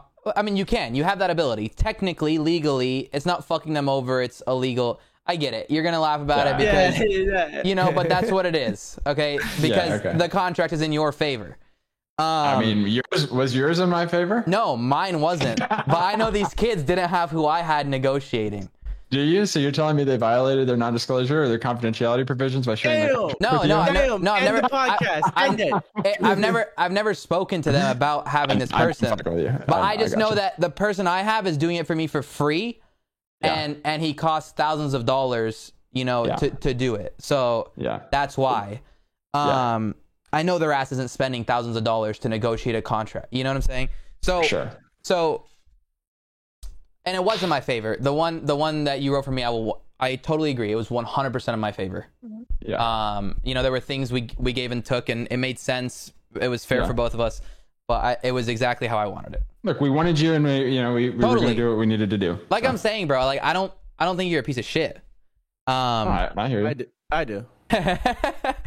Everyone's got.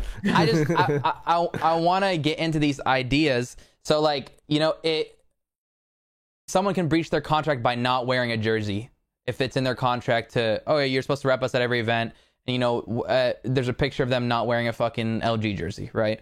And technically by law you could, all right, you breached your contract, like none of this counts. You're saying, okay, we'll negotiate something fair.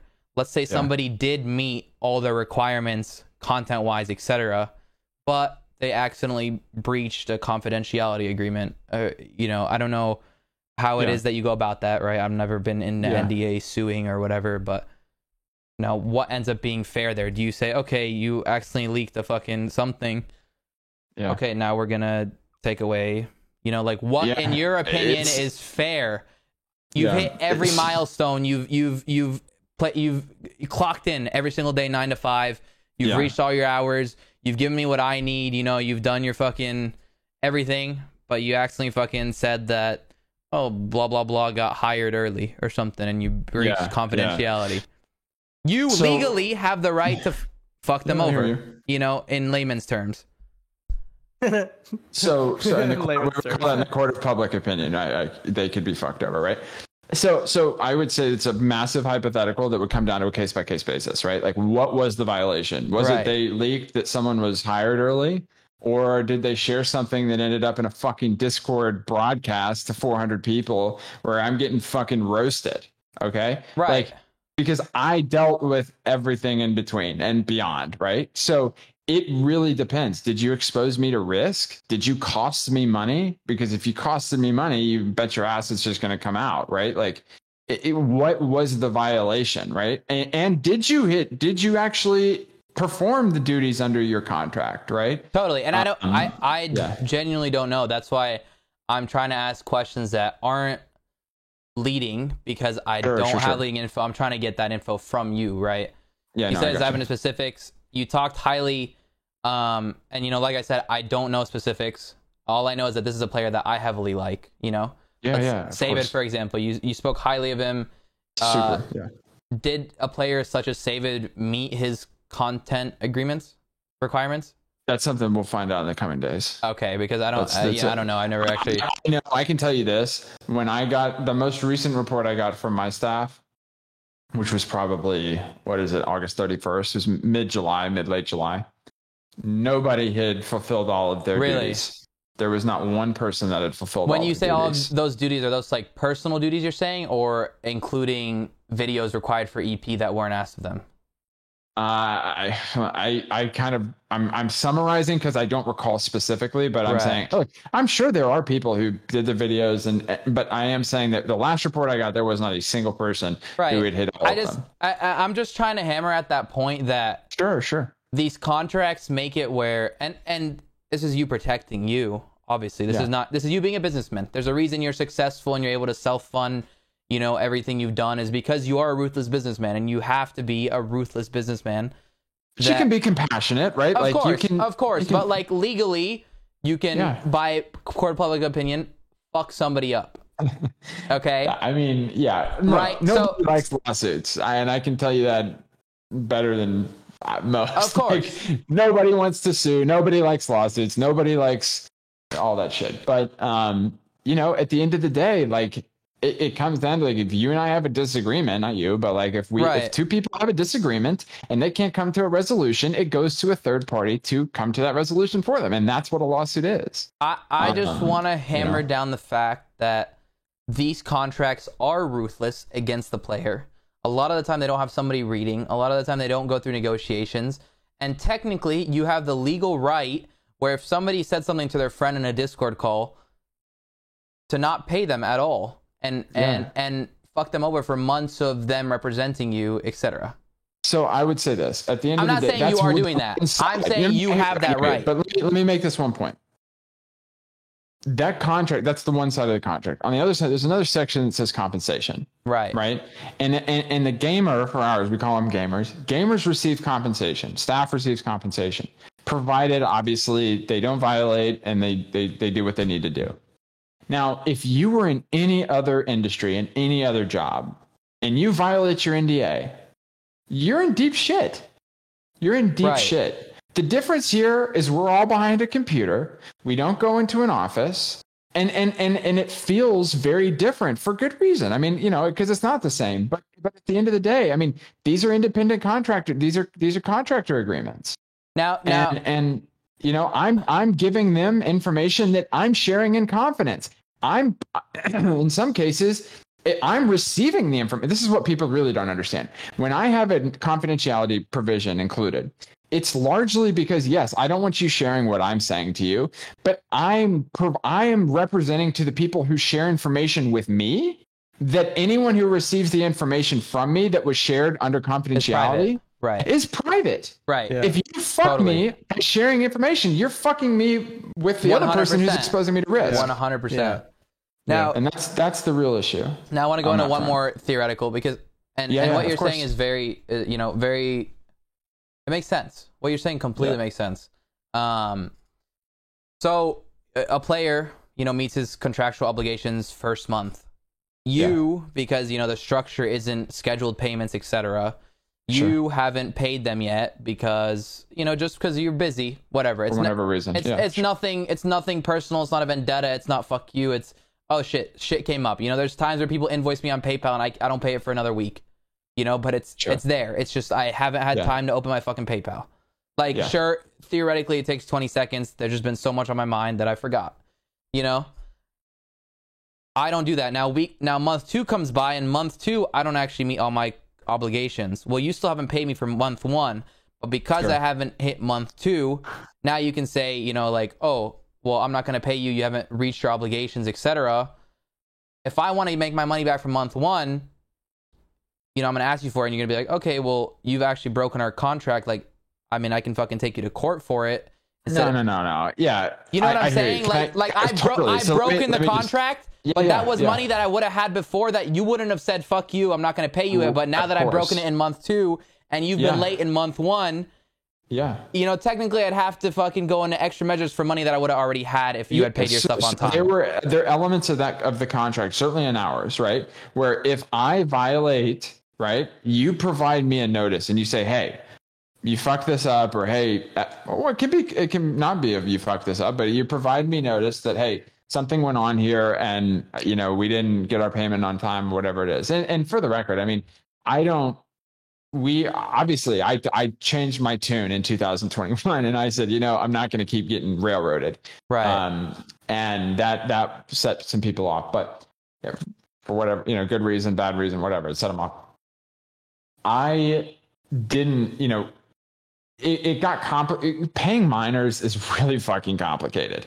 Paying minors internationally is even worse, right? And making sure you're getting the right forms, you know, whatever. So anytime was it normally like accounts or whatever, accounts under their parents or something, it makes it harder or something, or no, it's the taxing. So even like in the UK, it goes down to like the city and the town and like different tax rules in each town. And now when it comes to that, can't you just pay them it untaxed and consider your taxes at the end of the year? No, you can't. Really? There's some contractor.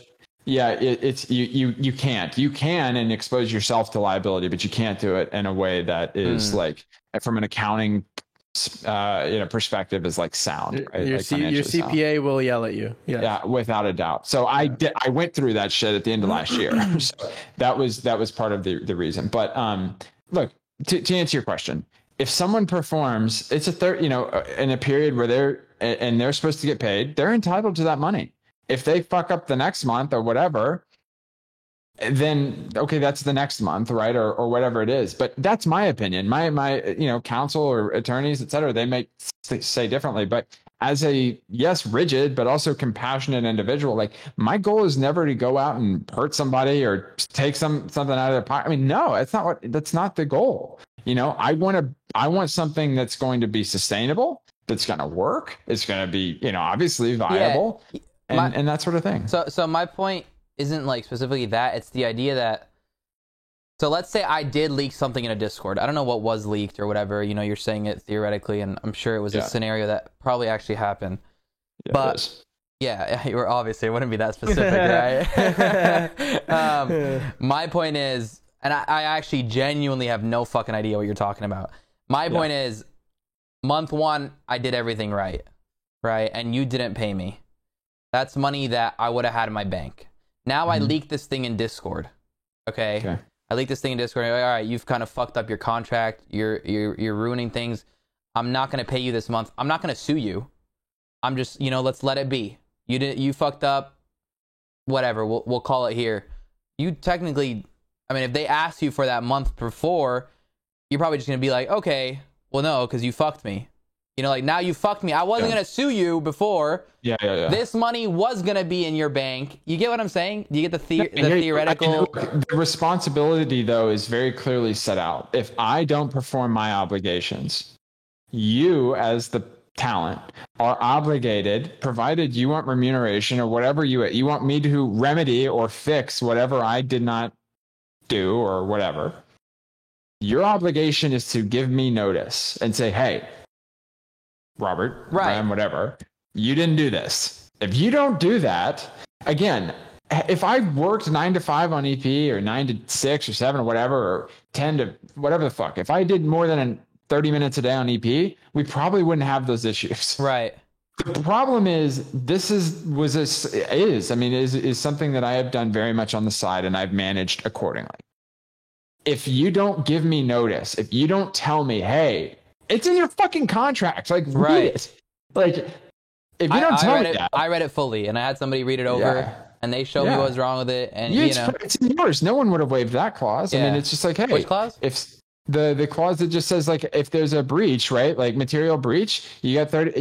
You have to give me notice, and then I've got 30 days to remedy or fix. Yeah, I mean, I even had some stuff in my clause that said, if you say something on social media, we can, that is considered racist or sex. God, this sounds bad for me, but jokes, right? I crack jokes. Of course. I crack jokes, and they can be considered racist. And I had them remove it, and they removed it.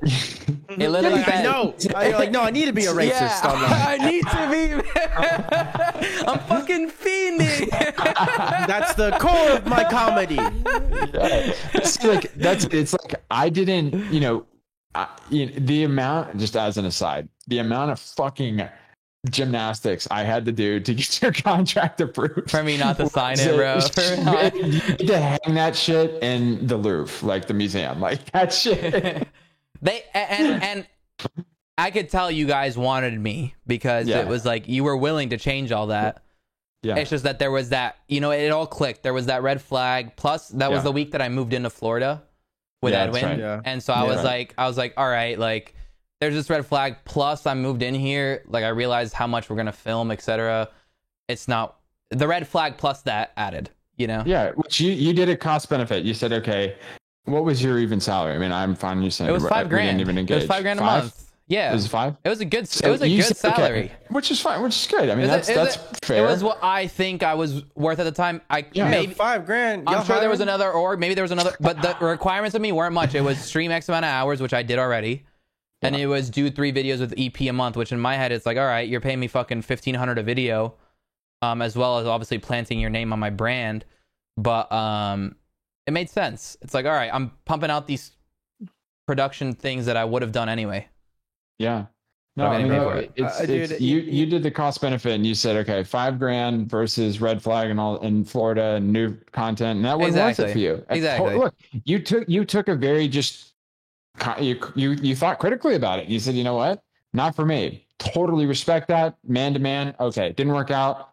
I could have done better on my end. It wasn't for you. Awesome. We mutually separate. That's how business should work, right? Yeah. And you did good. And obviously I'm a little bit older. Those kids, I go back to the lemonade stand thing. Well, obviously, we're past that. To your credit, man, I will say, dude, and obviously, like, I'm on the fence here. Like, I'm not trying to be on anyone's side. Like, I'm not on your side. I'm not on the player's side. Like, I'm just kind of like a third party, like, just listening in on the situation and observing. It sounds like you're a very rigid businessman who was dealing with kids, right? It also sounds like, there was maybe a bit of a miscommunication between you and your management teams, right? Like you said that there were issues with that. And it also sounds like you don't do this 9 to 5. Like this is like what you said, a passion project. So you do it as you were needed, you know what I'm saying? And that's why you put those teams in place to rely on them. And when those teams aren't reliable, it goes back to you being unreliable. You get what I'm saying?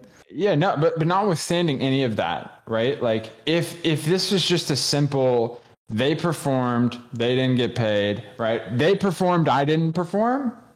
This wouldn't even be a conversation. It would be, a very different situation. But that's not the dynamic. That's what you hear, right? Or that's what you could potentially hear. And you never hear that's not the situation. That's why I'm like, I text you. I'm like, look, or Discord. I'm like, look, let's dig in. And you've done a good job at answering things. Yeah. I don't think we have gone into specifics like you've wanted, like you said you would. Like we've gotten into some specifics. We haven't gotten into specific player details, even though you have the right to talk about those. Yeah. Not as much as I've wanted to. And I just don't know specifically. What'd you say? I said, like, if we were going to get into details, like, again, I'm happy to, like, I stand by what I said to you. I will not waive any right to remedy, right? Like, dude, okay. So let me ask you a question. Yeah. Then this is not a leading question. If there's any lawyers listening to this, how many months is a player such as Save It? How many months has he not been paid? I couldn't even answer that off the top of my head. I don't know. I mean, if you gave me 20 minutes to go look into it, I could tell you, but I don't know. I don't know off the top of my head. Fair play. And that's a genuine answer. That's not me being dishonest or anything. I genuinely. Does somebody run your books? Oh yeah, absolutely. So you don't pay the players? No. So it's somebody else that does it. Well, do you have a payroll company do it? We have multiple, but we don't have our traditional pay. I mean, this gets too into detail, but like we don't like irrelevant detail, but like we can't because of the complexity that I said with paying countries. We had to separate it. Yeah, you probably can't just use like makes sense. You probably can't use really fucking hard. You probably can't really use like ADP and shit, right? No, not at all. And I believe that answer. What's it called? You've done a good job at answering. I'd like to say that if I'd love to do business with you if I was on your team. Bro, and I'd hate to do business with you if I was against you. To your like credit again, I also feel like people see, the thing is, like, I feel like you run this team like a business person runs a business, and I think that that's also something that a lot of the players that get paid from these like smaller orgs aren't used to. Like, they're used to just getting their paycheck on PayPal. You know what I'm saying? Sure. Like, you know, I feel like there's a lot of formalities that you have to go through that people don't see or understand or even are willing to comprehend or take the time to understand. And then it makes you seem like the bad guy. Like, you know, like that 11-day gap between when you got Arab his contract back, like, I'm sure that was a result of formalities, but it was your fault for not communicating. I don't even think it was formalities. Was it even formalities? What do you mean? It was just like it was a mix of like everything. It was a mix, right? You like forget too, you know, like you have other shit. You have other shit to do. Get pulled off. Totally, you have other shit to do, and it wasn't personal. It was. Yeah. You said earlier you had to like go back and forth because, like, you know, you had to take things out or something. That's why I say it was formalities. Oh, got it. Yeah. I think the final thing, he didn't even have to go to like it was something so small that he could have just changed it. It was something. It wasn't even the contract was done. It was like we needed your like not immigration, but the I-9 W-9 shit. It was something like that. It was something so small. It was something so small. Yeah. But yeah, I mean, look, the difference was, you know, we and again, like, I shifted from, I'll cut you a PayPal, whatever. I'll, you know, cash whatever I did. And I don't think I had Cash App, but like, dude, I just Venmo'd them. Yeah, exactly. And it's like, listen, I did that until I got fucked in December when my accountants were like, no, like, don't care if it's a passion project or not. Like, no, you're not doing this. Right. Yeah. And look, you know, I don't hire those types of people to tell them to fuck off, right? And tell them, you know, no, I got this, right? Like, I have to play defense enough with the people that I have around me to, you know, defend my own investment decisions, because that's a healthy dynamic, right? Like, if you put yourself in your own echo chamber and just say, I'm smart and I know how to invest money in this, I mean, you might do well, but why not have people around you to gut check you and say, like, okay, you know, you want to put a couple $1,000,000 into this new venture? Like, okay, tell me about it, right? Let's think critically about this situation. Now, when you ask people, that team that you build around you, is that your homies? Is that people that you pay that like are aboard? Because, like, as somebody who wants to get into that, you know, like, I know I'm not the smartest with my money. You know, I make good money. There's places I spend it. There's a lot of places, like, you know, like I've heard people, like, you know, let's say like finance YouTubers, right? Like, they're super strict. They Venmo each other everything, fucking dollars. Like, if they're in the fucking drive-through, you know, they charge their friends $1 for fucking buying them a sweet tea. You know, don't like, listen to that bullshit. You know, like, that's different. When I'm with homies, I'm fucking whatever. I'm paying. It doesn't matter. Yeah, you know, so exactly. Like, when it comes to like business, I know I'm not the smart. I'm not saying the small things like that. I'm saying in general. Is that your team? Like, if one wants to go about building a team, obviously I'm gonna ask, you know, Edwin or my brother or something when it comes to investing and hear their opinions. But do you actually also pay people to be a board of that? Of like, is that like your accountants? Is that, how does that? It's all very like quid pro quo, right? Like, I mean, look, you want to have people who are service providers for you, so that are, you know, you do want to have someone that's a CPA usually look at deals that you do. If it's something like this, or it's a passion project, like, I make the deal. I cut the deal. I made my investment without, you know, consulting anyone. However, when I operate it and when I think about making decisions with that business, like, I'll consult. Do you consult your CPA about things like that? Or is that just to do your taxes at the end of the year? Businesses. Okay. I mean, when you taxes and stuff. Yeah. When you ongoing basis, no. I mean, for like a specific example though, like the reason paying people through PayPal isn't cool and like your CPA will yell at you for it is because at the amounts of money that you're, you know, sending through. I don't know where you're going with this. Yeah, like it's a problem. Like the IRS is gonna be like, dude, there's no way you're sending thousands of dollars through PayPal with no like structure behind it, and you expect us to be okay with this. Like that. Twofold. That, and also, what is it costing you to send that money? Right. Exactly. $4.99. Okay. Yeah. Maybe if you're sending a couple $100, what if you're sending $5,000, $6,000, $8,000? Then that adds up because that's every transaction. Then that $6.99, $5 times X amount, is that right? Can you write that off? Can you not write that off? If it's international, are you paying in pounds? Or are you paying in dollars? Because the fees are going to be different. Can you write that off? Can you not? It's a fucking cluster. So, you know, dude, should I not be paying people, my fucking freelance editors and PayPal? I mean, when Eventually no, but like it's like amounts, bro. It's like when you reach a certain amount of money being transferred monthly, weekly, like it becomes like a real issue. And then the other thing too is like, you know, you're talking about how like you can't even use ADP. Like with the businesses that I've ran, we use ADP as like ADP being, for everyone listening, ADP is a payroll company that essentially handles HR, like human resources. Yeah, it's like they handle like the withholdings, like stuff like that, so that the people that you work with don't have to, and they're like what is it, a W-9 instead of a 1099 or some shit like that. Like it's just like it operates differently, but anyways, like the fact that you can't even use ADP for a lot of your shit, I'm sure makes it super annoying too. So it's like that goes back to like the formalities I was talking about, you know. Yeah, and it's all of the above, and you know, at the end of the day too, it's also,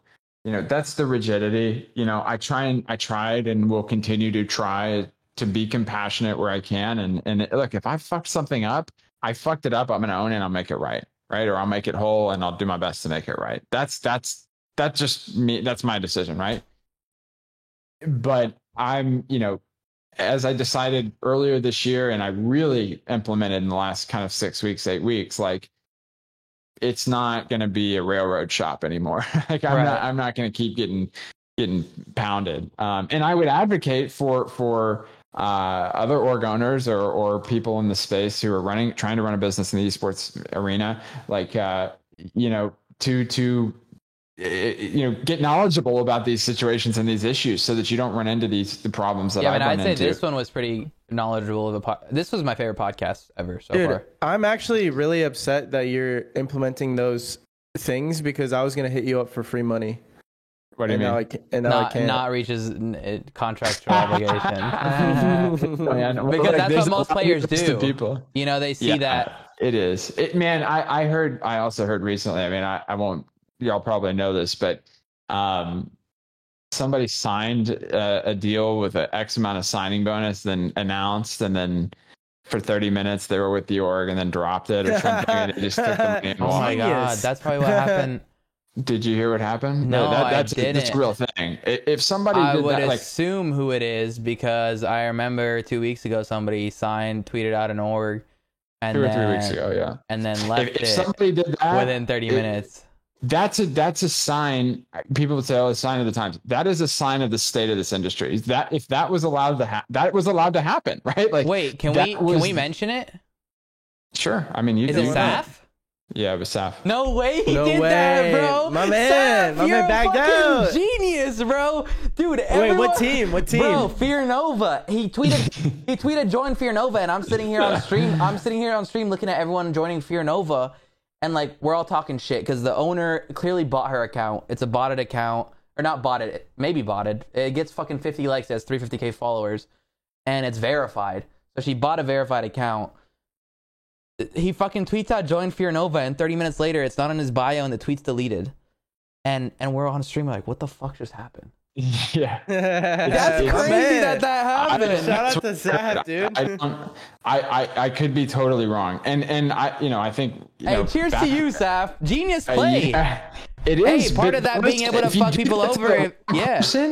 If you do that to the wrong person, your life 30K gets real cheap. Yeah. That's wait, that's what do you mean 30K? True. Was that how much it was?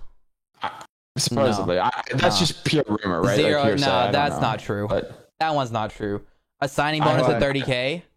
Dude, that's not. You'd that's be not surprised. You'd be surprised, bro. There's 0% chance he bagged out that hard. Bro, full. Okay, 30K. I see your point. You're saying 30K because of who it is surprising, because signing bonuses are like 100K. Like really? Easily. I have paid massive signing bonuses, and yeah. Bro, like why did you not have that on my contract, bro? I would have fucking signed. when we did some negotiating on YouTube for things in the past, it was a lot, dude. But it was because it was like big companies like Full Screen, right? Like that makes sense. But like Fear Nova, like 30 grand for that is like kind of nuts. Well, that's crazy that you say that, because I mean, you're right. You do that to the wrong person, 30K becomes okay. I'm gonna ruin your life instead. You know, well, it just becomes I'll expect my 30K back in 30 seconds, or or I'm gonna ruin your life. Yeah, you know, yeah, and real problem. And I know people like Disney make examples out of people. Like I remember one time they had like something, some bitch sued them for a free pizza or something, and they ruined her life. Something like that. Bro, Nike does that too, bro. Nike ruins lives they too, set bro. a standard. It's like you just can't go and fuck with these companies, you know. Yeah, it's called being made an example out of. It's and like if you Riot can ever Games. avoid one thing, it's you avoid being made an Riot example. Games suing Riot Squad, you know. Like, Hey, you know what's crazy about fucking Disney? You know that the DMCA issues that we deal with on a daily basis are mostly derived from them. Yeah, it's because they didn't want to lose their copyright over fucking Mickey Mouse or any of their characters. so they lobbied to make it so that that's what you mean, like they started it? No, they literally did, bro. Like Mickey Mouse is one of the big reasons why DMCA is like for 100 years, bro. Yeah.